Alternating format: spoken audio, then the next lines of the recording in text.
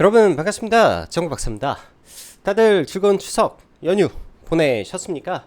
5일간의 아주 달콤한 추석 연휴가 오늘로 이제 끝이 나고 내일부터는 다시 여러분들과 저도 일상으로 복귀를 하는데요. 사실 저는 너무나도 설레고 기대되는 내일이지 않나 생각이 듭니다. 5일간의 연휴 동안 사실 저는 정말로 많은 책을 좀 읽었는데요. 사실 더 많은 책을 읽고 싶었는데 뭐 7권 읽었는데도 음, 배가 고픈 것 같습니다. 뭐 일단은 과거에 봤던 책들을 다시 한번 읽어보고 또 제 스스로 작성했던 흔히 말하는 이 오답노트라고 해야 되겠죠. 제가 이제껏 주식시장에 있으면서 한 세네 권 되는 것 같은데요. 세네 권 정도 노트를 거의 한 6, 7년에 걸쳐서 작성을 해놓은 거 쭉 읽어오면서 그동안 내가 뭐 이러이러한 실수를 많이 했었구나라는 거를 좀 되돌아보는 시간을 가지면서 저는 제 나름대로 참 유익한 이 추석을 보냈던 것 같습니다. 여러분들은 어떻게 지내셨습니까?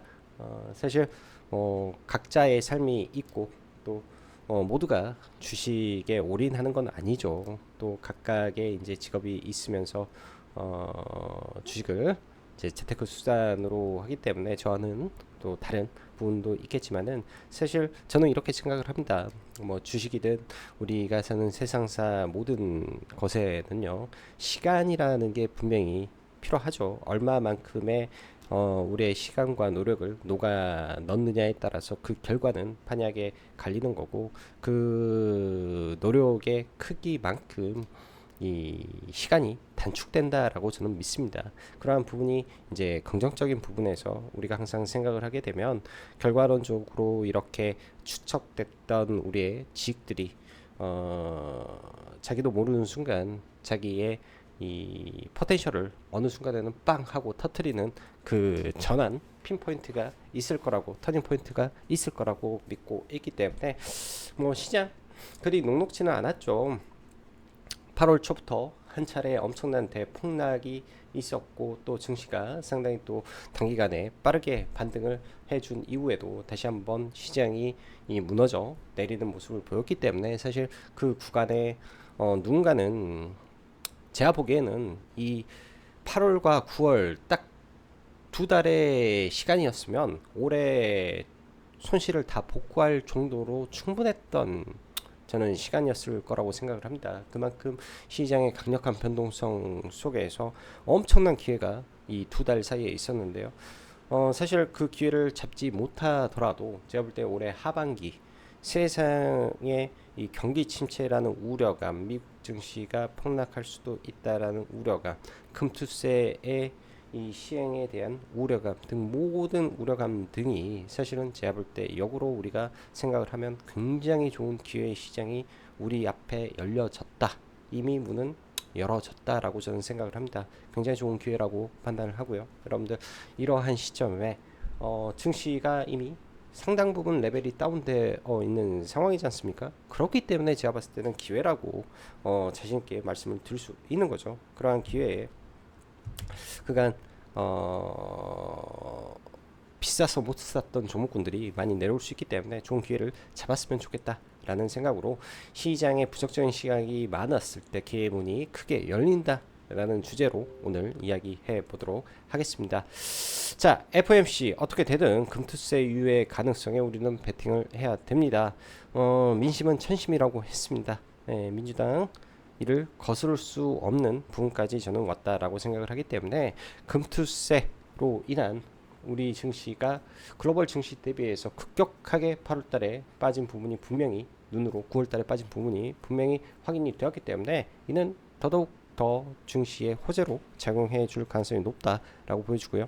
최근 삼성전자, SK 하이닉스 주가가 완전히 죽을 쓰고 있는데요. 이러한 부분에서 어느 시점에서 종목군들을 봐야 될지 뭐 물론 지금도 사실 들어갔다 하더라도 충분히 살려는 준다라고 저는 생각을 하고 있는 가격 레벨입니다. 그렇지만 조금 더 디테일을 살펴보면 주식시장에서 좀 더 싸게 사는 게 혹은 안전할 때 혹은 변곡이 있을 때 들어간 게 좀 더 유리하겠죠. 그런 관점에서도 한번 이야기를 해보도록 하겠습니다. 자, 이번 주말까지 이벤트 진행하고 있으니까 방송 가입 관심 있으신 분들은 카페에서 신청하시면 될 것 같고요. 시장은 박스권입니다. 올라갔다가 정리하고 또 빠지면 또 다시 싹 주워 담고 팔고, 이 과정만 몇 번 거치면서 물려있던 종목군들 하나하나 쳐내시면서 개인 계좌 리밸런싱을 이번 기회에 상당히 많이 해놔야 될 거라고 생각을 합니다. 또한 하반기 2차 전지 내에 대박 종목군들이 저는 두 개가 있다. 이것도 패러다임과 내러티브에서 승부를 볼 수 있는 종목이 두 개가 있기 때문에 그런 종목군들 잘 사놓으면 내년이 분명히 기대가 될 것이다 라고 말씀드리겠습니다. 자, 그럼 보죠. 지난주 국내 증시 금요일날 상황을 보면요, 사실 거래대금이 많이 줄어들었습니다. 코스닥도 5조 2천억 거래대금 나왔기 때문에 올해 거래대금 중 제일 적은 거래대금이 나왔는데요. 아무래도 연휴를 앞둔 시점에서 거래대금이 감소하는 것은 불가피한 상황이었다라고 생각을 하고, 제 관점은 똑같았습니다. 종목을 가지고 넘어가야 된다. 미 증시가 어떻게 되든 간에 증시를 고려하지 말고 종목을 가지고 넘어가야 된다라는 관점은 그대로 유지하면서 종목을 계속 추가로 늘렸고요. 코스피도 상태는 마찬가지죠. 그 당시 이제 일본 증시는 상승을 했었는데 연휴 기간 정도, 연휴에서는 미국 시장 다우나 S&P는 상승 마감이 되었습니다. 자, 추석 연휴 전 국내 증시, 미 증시 하락에 따라 월요일 개파락 출발 이후 그 저점을 이탈하지 않고 무난하게 지난주를 보냈는데요. 물론 그 가운데 시장의 거래대금도 감소하고 삼성전자는 오히려 전저점을 이탈하면서 사상 최악의 한 주를 보내고 있지만서도 나머지 시장은 제가 보기에는 아주 정상적인 상황 속에 흘러가고 있다라고 판단을 내립니다. 연휴 기간 중 미국 시장은 차별적인 흐름을 보이고 있습니다. 우선 경기 지표는요, 대체로 좋게 양호하게 나오면서 닉 티마리우스 기자의 50bp 비컷에 대한 기대감보다는 양호한 경제 지표로 인한 0.25bp 가능성이 더 높아지고 있는 모습인데요. 저는 개인적으로 0.25bp를 인하하는 게 맞다라고 판단하고 있습니다. 그렇게 돼야 시장이 좋겠지라고 생각하는 편인데요. 그 결과는 오늘 밤 나와봐야 아는 것이니 이건 결과를 보고 판단해보고, 예상은 양호한 경제 지표를 발판 삼아 파월은 견실한 경제 보험적 금리 인하로 시장의 경착륙을 도울 것이다 라고 코멘트를 하면 좋겠습니다. 자, 그런데 시장을 보면 다우, S&P는 신고가, 나스닥 그리고 필라델피아 반도체 순으로 시장이 형성되어 있습니다. 연휴 기간 중 반도체는 그리 큰 반등이 없었다라는 것이죠. 즉 미국 쪽 시장만 놓고 보더라도 M7은 버티는 정도고, 금리 인하 수혜 섹터 산업군 강세 흐름 속 신고가라는 답이 나옵니다. 앞으로의 시장은 실질적 금리 인하가 되면서 돈이 어떻게 흘러가는지에 관심을 가지고 볼 필요도 있다는 말이 되는 것이고, 그 이후 현재까지 양호한 경제 지표가 어느 시점에 양호했던 기저 효과가 역기저 효과로 변화하는지만 초점을 맞추면서 보시면 됩니다. 시장보다 강한 섹터, 종목, 산업군에 집중하기만 하면 돈 벌기는 제가 볼 때는 생각보다 쉬운 시장이 되었다라고 판단을 합니다. 왜? 지수 레벨이 내려와 있고 극명하게 지수보다 강한 섹터가 시장에 존재를 하며 내러티브가 살아있고 시장이 금투세 유예가 됐을 때 다시 들어올 수 있는 시장의 유동성이 존재하기 때문이죠. 현재 국내 증시를 보면 글로벌 증시 대비 매우 안 좋은 모습을 보이고 있습니다. 매년 연말 되면 이러한 현상이 반복되고 있는 것인데, 그 본격점을 민주당 금투세 토론에서 날려버리면 좋겠습니다. 정치는 민심을 따라가게 되어 있으니 희망을 가지고 잘 헤쳐나가야 됩니다. 그 증거는 분명 월요일 여러분께 말씀드렸습니다. 민주당 최고회의에서 발언 직후 시장의 변화, 스마트 머니들의 움직임, 빼박 증거라고 저는 보이는 것이죠. 주말 사이 SK하이닉스의 모건 스탠리 매도 리포트가 나왔습니다. 24만원에서 목표가를 12만원으로 3전원 또 매수 유효로. 근데 지금 이렇게 빠져있는 상황에서 휘둘릴 필요가 있을까 생각이 됩니다. 이런 종목은 매수하는 방법이 분명히 존재합니다. 이평선의 수렴을 기다리십시오. 때가 되면 다 반등하고, 엔비디아의 B200은 아직 시작도 안 했고 AI 거품이 아닌 듯 하니까요. 고로 반도체는 이평선의 수렴을 기다리면 좋은 기회가 될 것이다 판단을 내리고 결론을 짓습니다. 연휴 전에 종목들에 대한 포지션을 갖춰 놓은 상태에서 사실 내일 시장을 봐야 되겠지만, 시장이 열려야 알겠지만요, 지금이 9월 중순 그리고 9월도 순식간에 흘러갈 겁니다. 3분기 실적은 종업일수 감소로 실적들이 안 좋게 나오는 경우가 대체로 좀 많은 편인데요, 보통이 그때가 다 기회가 되었다라는 점을 우리는 알아야 됩니다. 제가 이제 재작년에 이제 실수를 했던 게 제동전기를 중간에 팔아버리면서 굉장히 좀 후회를 많이 했고 그 당시에 많은 분석을 해봤습니다. 이러한 이 수주 베이스의 산업들, 네, 조업 일수 감소에 따른 당연한 수준의 이 성장 가도를 달리던 실적이 일시적으로 둔화를 됐을 때 개인들은 참지 못하고 다 던져버리는데요. 그 구간에서 굉장히 큰 기회를 찾아야 됩니다. 왜? 이미 답은 정해져 있기 때문이죠. 굉장히 스마트하게 행동만 한다면 답은 정해져 있다. 저는 판단을 내리고 있습니다. 자, 보통이 그때가 전부 다 기회가 되었다라는 점을 우리는 알아야 됩니다. 그렇기 때문에 이러한 관점에서 수산업의 기업들을 주목해 보십시오. 조선, 전력, 인프라 등등 아주 좋은 기회가 열릴 수 있을 것 같습니다. 10월, 11월까지, 10월에서 11월까지 증시 대충 일정을 보면요. 5개에서 6개 테마 섹터가 좀 눈에 보이는데요. 원전은 당장 내일부터 진행되니 매도의 기회를 노려봐야 될 것 같고요. 대양굴의 보유자들은 잘 매도하면서 중간중간 기회를 노려보시고 단 2차 회의가 언제 하는지 발표되면 대응해야 된다라고 판단을 합니다. 저희는 이번 그 하락에 GS글로벌과 한국가스공사를 매수해서 넘어왔습니다. 금요일날 GS글로벌은 단기 초폭등이 나와서 전량 매도를 해버렸고요. 가스공사도 뭐 한 7, 8%, 한 10% 이상 좀 수익 한 15% 정도 노려볼 계획이었는데 거기까지는 반등 못하고 한 7%, 8%대 일부 체크를 해놓고 나머지만 보유를 하고 좀 가볼 생각이고요. 일단 제가 명확하게 말씀드리죠. GS글로벌이 왜 2차 회의의 대장주가 되는지 아주 당연한 답 아닙니까 여러분들? 정말로 당연한 거 아니에요? 1차 회의에서 누가 올랐냐? GS글로벌이 예? GS에너지 참여하니까 2연상 같지 않습니까? 2차 회의에서도 GS글로벌 당연히 GS에너지 참여할 것 같으니까 오는 거죠. 그래서 이런 섹터에 선침해가 들어가는 겁니다. 아주 당연한 거니까. 한국가스공사는 몸통이니까 빼놓고 갈 수는 없겠죠. 그냥 당연한 거니까 이거는 먹어야 되는 거고 삼척동자도 해야 될 매매였다.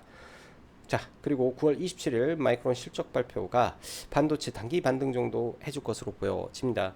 제가 여기에다가는 기사를 업로드를 좀 못 시켜놨는데요. 잠깐만 수정 좀 해보고요.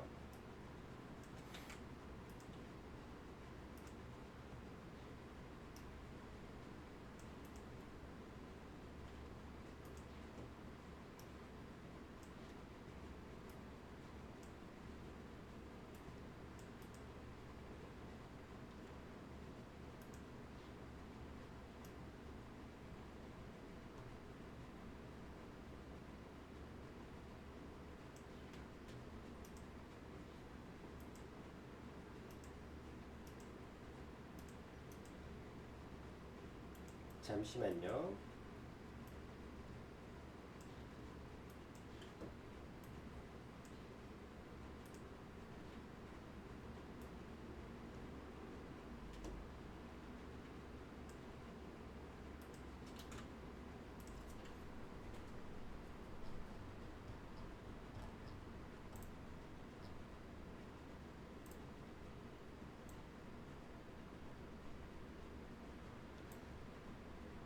음.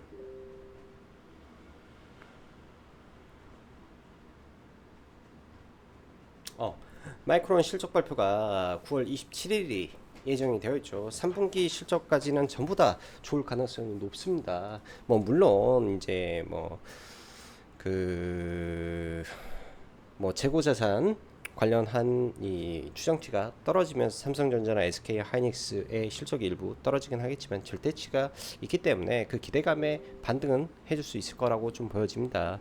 반등할 때 이제 물량을 일부 조정하면서 대응해 보면 될 것 같고 그 시점에 단기 단타 정도는 될 것 같다 정도 생각해 보고요. 알테오젠과 제약바이오 쪽이 굉장히 중요한 부분인데요. 일단 알테오젠의 머크 SC 발표가 나옵니다. 뭐 이제 성공 여부가 나오겠죠. 아마 성공은 이제 자명한 부분이고요. 이 데이터가 이제 12월 달 정도 결과 공개가 될지 안 나올지 저는 그거는 제가 명확하게 알지는 못합니다. 근데 보통 예를 들어서 이로 인한 세론이 발생을 할 경우에 제가 볼 때는 아주 그 시점에 제약바이오 쪽을 세론의 기회를 삼아서 주어 담을 시점이다. 10월 달도 제약바이오가 예, 아주 기회의 장이 될 수 있는 부분을 알테오젠과 유한양행의 조정에서 만들어줄 가능성이 높겠다라고 생각을 합니다. 왜 조정 시 매수를 해야 되냐? 이거를 알고 있어야죠. 결국 산도즈의 이 SC 계약도 터질 거로 보고 있기 때문에 그런 거고요. 10월 10일 날 테슬라 로보택시 기대감 충분히 줄 제로라고 판단을 하니 대장주 하나 정도는 잘 관심 있게 봐야죠. 라이콤. 자, 그리고 위고비 국내 출시도 임팩트가 있기 때문에 관련주 하나 보고요. 사실 금요일 날도 거의 이번 주 3일 정도는 인벤티지 랩을 저는 좀 매매를 많이 했습니다. 금요일도 뭐 3% 뛰기로 한 4차례 정도 매매를 하면서 금요일 날뭐 추석 떡값 이상은 인벤티지 랩에서 뽑아냈었는데요. 블루엠텍과 현재는 뭐 인벤티지 랩 정도에서 계속 지켜봐야 될 것 같다 생각이 들고요. 유한양행 같은 경우에는요, 저는 이 FDA 허가를 뭐 당연히 좋은 거죠. 당연히 좋은 건데 단기적으로 이게 실적에 대해서 드라마틱하게 보일 수는 없습니다. 근데 내러티브를 만들 수 있는 거는 아비만 탄압의 SC의 이 허가 여부는요, 임팩트가 훨씬 큰 내용입니다. 왜? 타그리소는 IV형이지 않습니까? 근데 SC형의 허가가 나온다. 이거는 말 그대로 임팩트가 클 수밖에 없는 거죠. 임팩트가 클 수밖에 없다. 왜? First in class가 되는 것이다. 동시에 Best in class는 아니더라도 First in class가 주는 이 강도는 훨씬 세기 때문에 그렇다면은 조정 이후에 다시 우상향 기조를 뛸 수 있는 모멘텀을 갖췄다라고 판단할 수 있습니다. 그리고 여러분들 주도 업종이라는 거는 변하지 않습니다. 제약바이오 종목군들이 한 100개가 좀 넘는데요. 사실 제가 보는 대한민국의 제약바이오는 다 쓰레기입니다. 정말로 어찌 보면 정말 문제 있는 회사들이 너무나도 많기 때문에 그 모든 종목군들을 보려고 하지 마십시오. 예, 본다 한들 뭐 거기서 운 좋아서 몇 개 모을 수도 있겠지만은 차라리 덜 먹더라도 좋은 기업의 조정에 들어가서 기업과 함께 투자를 해 나가면서 가는 게 훨씬 수익률 측면에서도 좋을 것이다 라고 저는 판단을 합니다. 조선과 방산도 실적 우상향하는 섹터가 맞습니다. 화장품 뷰티도 마찬가지 흐름이고요. 2차전지 내년을 바라봐야겠죠. 내년을. 자, 2022년 2023년 어땠습니까? 실적으로 누가 포문을 열었습니까? 에코프로가 분기 1000억을 찍어내면서 실적의 턴 어라운드를 만들었습니다. 그 당시에 뭐가 올랐죠? 리튬 가격이 폭등하면서 그와 동시에 양세 가격도 올라가면서 에코프로와 에코프로 BMA 실적이 우상향을 해줄 수 있었던 내러티브를 만든 겁니다. 그 다음에 누가 올랐나요? 엔캠이 올랐죠. 전부 다 2022년부터 3년의 내러티브는 리튬의 폭등이었고 2023년 말부터 24년 제가 노래를 불렀던 엔캠의 상승의 시나리오는 FEOC에서 중국을 쳐내는 전액을 쓸 수 없게 만드는 일입니다. 글로벌 4위였던 엔캠이 그로 인한 반사 수혜를 크게 입을 수 있을 것이다 라는 내러티브가 주가를 단기간에 7배 8배 올린 게 아니겠습니까? 그렇다고 엔캠이 지금 실적이 나오나요? 앞으로도 나올까요? 저는 잘 몰라요. 근데 그 내러티브는 2차 전지에 아주 무섭게 껴있는 이 상승의 본질이기 때문에 그 내러티브가 뭔지를 봐야 됩니다. 자, 2025년도 내러티브는 뭐겠습니까? FAOC에서 중국산 전구체를 또 못 씁니다. 국내에서 전구체를 누가 만드나요? 현재 에코프로머티와 에코앤드립, 그 다음에 피노라는 이 중국 회사와 합작한 회사에서 만듭니다. 거기에 하나 더 포스코 피처엠이 전구체를 뛰어들려고 했는데 결국은 무산이 됐죠. 그래서 이 플레이어가 없다라는 겁니다. 예? 에코앤드림과 에코프로머티도 봐야 되고 에코앤드림도 봐야 됩니다. 상대적으로 시총이 적은 에코앤드림이 상승의 탄력도는 더 강하지 않겠냐를 생각해 보면 조정 시 뭘 사야 될지 뭘 봐야 될지 답은 나와 있습니다. 셀 기업들이 올라봤자 얼마나 오르겠습니까? 예? 그거는 많이 오르지 못하죠. 포스코홀딩스가 가봤자 얼마나 가겠습니까? 중소형주 안에 답을 찾아보시면 좋겠습니다. 고려아연 같은 경우에는 금요일날 제가 회원님들한테 선물 매도하시라고, 매도가 좋다라고 했습니다. 저도 아주 비싼 구간에서는 사실 놓쳐버렸고요. 65만 4천 원 정도에 한 10계약 정도 거의 한 7천만 원 정도 들어갔다가 한 6계약 청산하고 나머지만 좀 가지고 있는데요. 여러분들 주식하면서 선물을 배울 수 있는 게 얼마나 행운인지 아세요? 가르치는 사람이 없답니다. 예, 가르치는 사람이 없어요. 이런 부분에서 저도 명확하게 기준을 딱 정해줘서 여러분들한테 가르치지는 않습니다. 종목 딱 찍어주고 왜 근거를 말해드리며 어떠한 파동의 원리가 있다라는 거, 이게 끝입니다. 기법에는 이런 점이 있다 정도 보시면 좋을 것 같네요. 자, 시장 보면서 넘어가도록 하죠.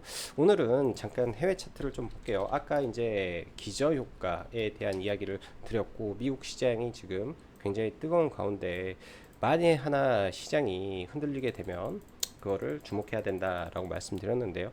이거는 S&P 500의 차트입니다. S&P 500의 차트면 항상 신고가를 경신하고 시장은 이러한 구간을 거치죠. 조정을 거치고 올라가면서 장기 이평선과 궤를 같이 합니다. 122평선과 같이 하는데요. 이러한 122평선이 처음에 한번 꺾이게 되면 그 이후에는 이 상승 추세가 꺾이게 되는데, 중요한 것은 경고등이 이번에 터졌다.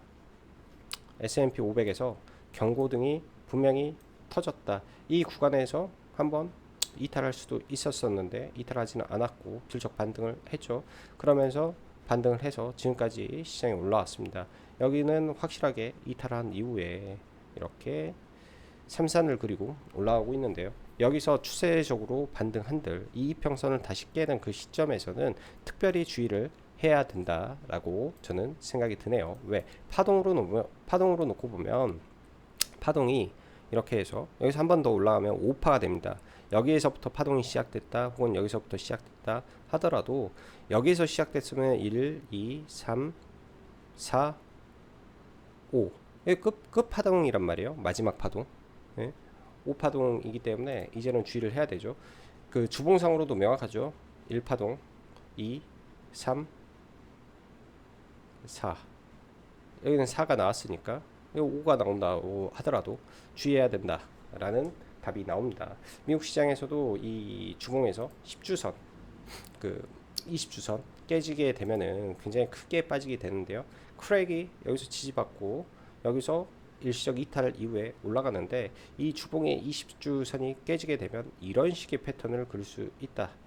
이런 식의 패턴을 그릴 수 있다. 그때가 제일 위험한 순간이 되기 때문에 그때 시장에서 잘 하면 또 기회가 열리겠죠. 그런 관점에서 미국 시장은 지금 바라보고 있다라고 보시면 좋을 것 같네요. 자, 종목군들을 보면서 마무리하죠. 삼성전자 굉장히 지금 시장에서 가장 처참한 주식 중에 하나입니다. 대폭락을 겪고 있는데요. 삼성전자가 이렇게 가파른 하락을 보이고 있기 때문에 코스피 지수가 사실 그렇게 많이 빠지지는 않았지만, 사실 삼성전자를 빼는 코스피 지수는 이미 2600포인트가 넘어왔다라고 저는 생각을 하는데요. 삼성전자가 바닥을 지지만 해주면 코스피 지수는 이 정도 2650포인트 언저리까지는 갈 수 있다 생각을 하네요. 그래서 여러분들은 있을 줄 모르겠지만 이런 구간에서 레버리지 ETF를 잡으신 분들이라면 좀 더 윗구간에서 매도를 고려해 봐도 저는 될 것 같고요. 삼성전자의 주가가 이렇게 꺾여 버리잖아요. 그럼 단기적으로는 5일선을 타는 그 시점을 확인해야 됩니다. 아직까지는 3일선도 제대로 회복을 못했지 않습니까? 5일선을 깔고 앉는 그 순간이 이제 반등의 시점이라고 봐야 되는데, 아직까지는 하락 추세가 살아있는 삼성전자의 모습이고요. SK 하이닉스도 마찬가지 관점에서 5일선을 타고 올라오는데요. 결국은 주가가 보면 이 SK 하이닉스의 경우에는 이 61평선이나 이런 51평선 장기평선에 수렴하면서 올라왔죠. 근데 결국은 그 이평선이 깨지면서 하락을 했기 때문에 이 장기적으로 지지받고 올라왔던 이 이평선이 결국 깨지면서 시장이 하락했다라는 것은 이 이평선이 내려왔을 때, 여기까지 내려왔을 때 이걸 줄여 밟았을 때가 반등에 제대로 된 반등이 나오는 시점이다라고 봐야 됩니다. 그런 게 이제 이 각각의 이 논리적으로 설명이 되는 부분이고요. 과거에도 흐름을 보면 하나의 이평선을 타고 내려오면은 그 이평선이 저항이 돼 버리죠. 저항이 되다가 이 이평선을 지려받고 올라오는 그 시점부터 길적 반등을 하기 때문에 그 시점이 어느 순간에 옵니다. 이 이격을 좁히는 과정이 필요하다 라고 삼성전자와 SK 하이닉스를 해석을 해야 되고요. 이 거함, 굉장히 큰 배를 돌리기 위해서는 시간이 필요해요. 시간이 그러한 시간적 개념을 우리가 이해를 해야 된다. 반면에 지금 삼성바이오로직스는 굉장히 좋은 상태입니다. 하락을 하더라도 이 구간에서는 계속 지지를 보일 걸로 예상이 되기 때문에 삼성바이오로직스는 하나의 지표로서 확인을 하면서 동시에 바이넥스나 ST팜의 흐름을 면밀히 관찰해 볼 필요가 있어 보입니다. 쉽게 죽지는 않을 것 같아요. 여기서 지지가 완벽하게 확인이 된다면 혹은 빠져더라도 빠르게 올라오는 확인이 된다면 저는 매수로 대응을 해볼 계획이고요. 자, 알테오젠이라든지 종목군들 상단에서 굉장히 강한 지지의 모습을 보입니다. 제가 볼 때는 이거 굉장히 심플할 것 같아요. 이 구간에서는 눌릴 때 매수, 돌파를 하면 돌파 때 빠르게 따라잡는 방법이 있겠지만은 그거는 좀 어려울 것 같고 저도 좀 어렵게 생각을 하고요. 돌파를 강하게 거래량을 동반해서 올라가면 첫 눌림 정도에서는 저는 대응을 해볼 것 같습니다.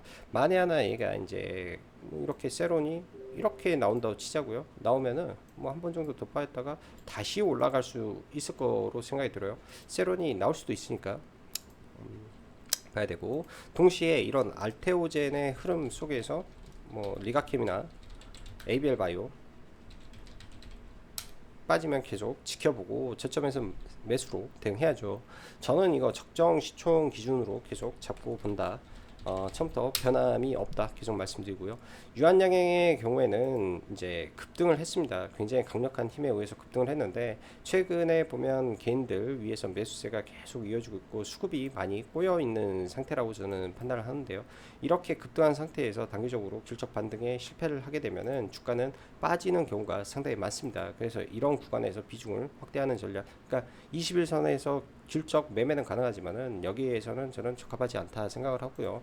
여기에서 한 번 정도 이렇게 빠졌을 때 이런 자리에서 좋은 기회가 열릴 수 있기 때문에 인내심을 가지고 기다려보는 전략으로 종목을 보면 좀 좋을 것 같네요. 퓨처캠도 마찬가지 관점에서 계속 노려봐야 될 제약바이오 대장주다, 이렇게 생각이 듭니다. 이번에 저희는 이제 종목군들을 다 뭐 세팅을 좀 해놨는데요. 좀 다 저점에서 잡아가지고 다 수익권에서 넘어왔죠. 뭐 8, 9% 정도, 뭐 5, 6% 정도 이렇게 가지고 수익권에 좀 넘어왔는데요.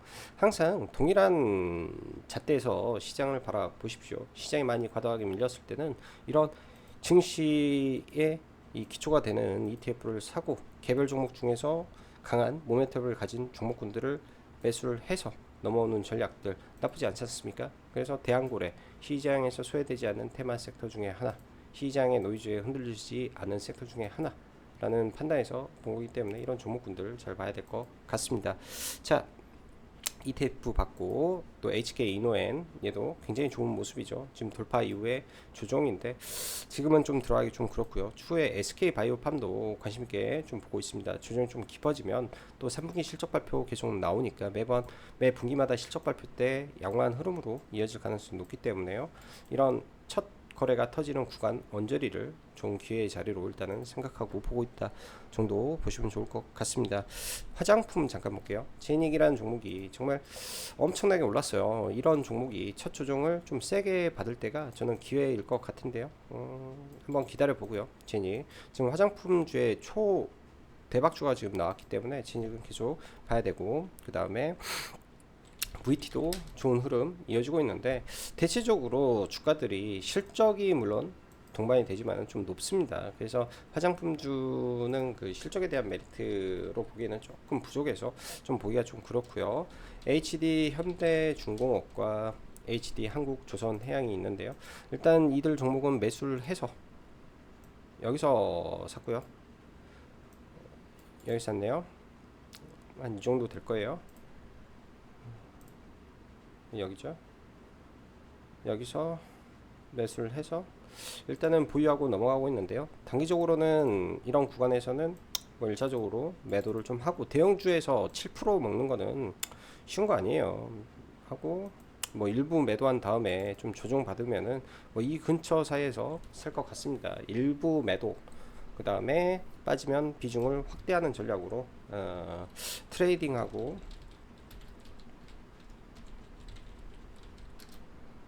매매를 좀 병행해서 가볼 계획이고요.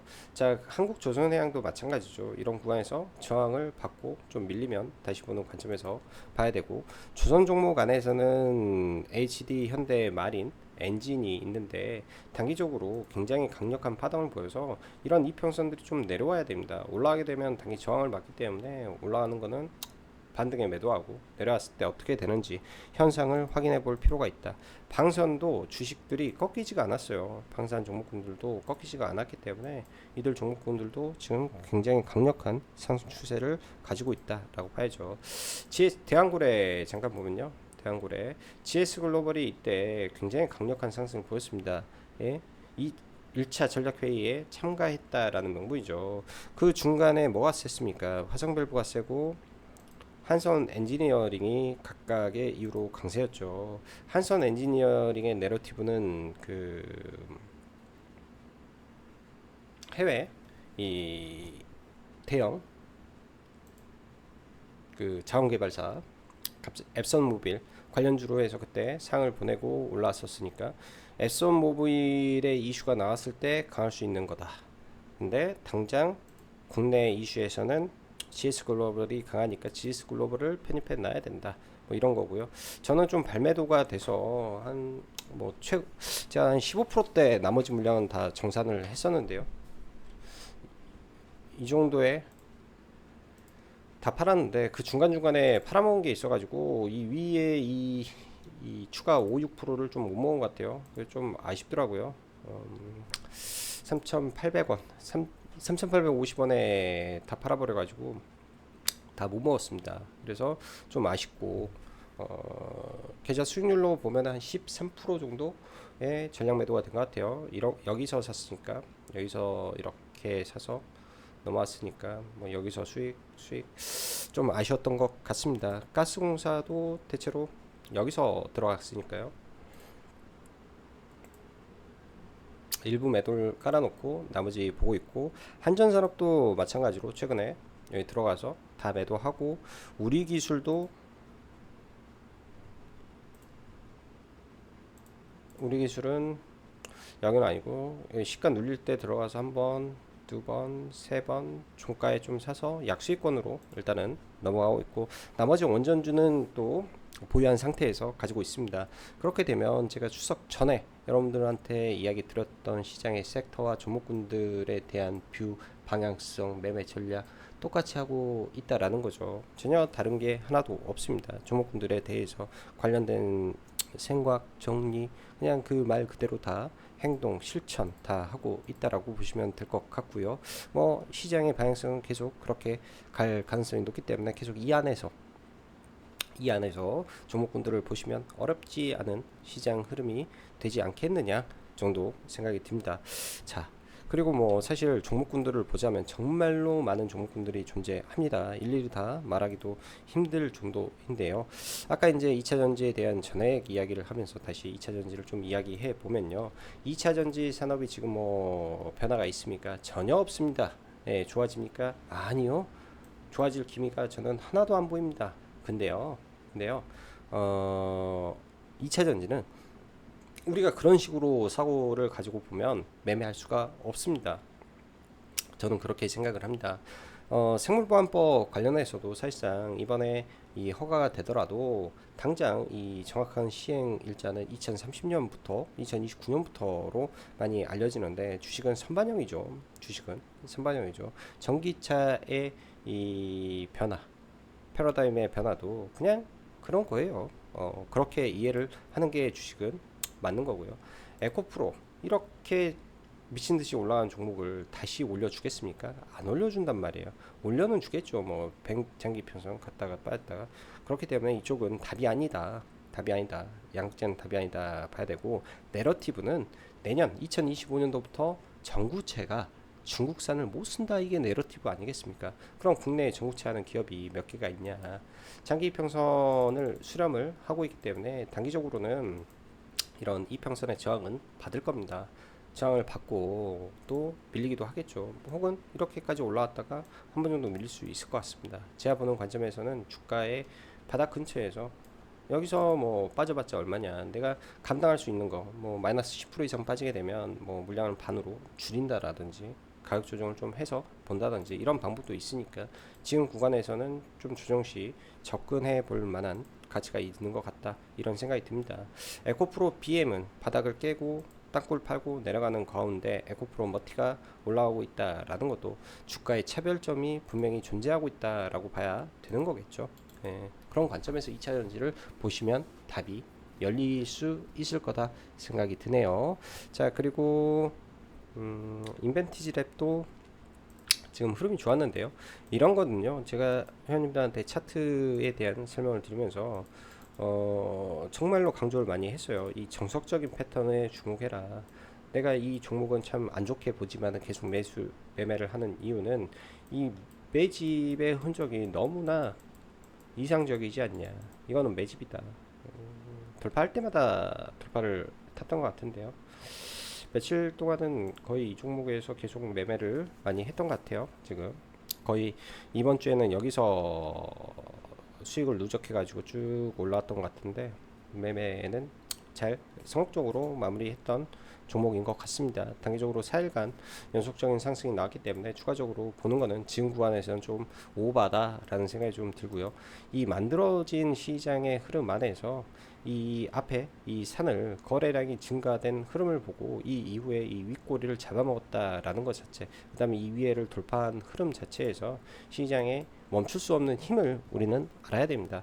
그 가운데 이제 중요한 거는 이슈가 될 수 있는 내용이 있냐 없냐겠죠. 최근에 시장의 거래 대금을 여러분들 보십시오.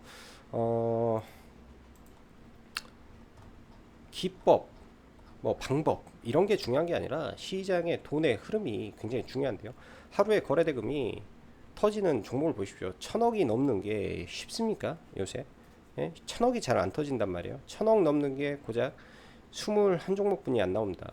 그럼 이 가운데 예? 거래 대금이 터지는 종목에서 매매를 해야 되는 거죠. 인벤티지 랩이 최근에 거래량을 뿜뿜뿜 계속 터졌다라는 점에 포커스를 맞춰야 돼요. 시장에 거래 대금이 안 터지는데 이때 1800억이 터졌고, 그 다음에도 거래 대금이 약하지 않아 상승하고 있으면서 거래가 줄어드는 거 좋은 시그널입니다.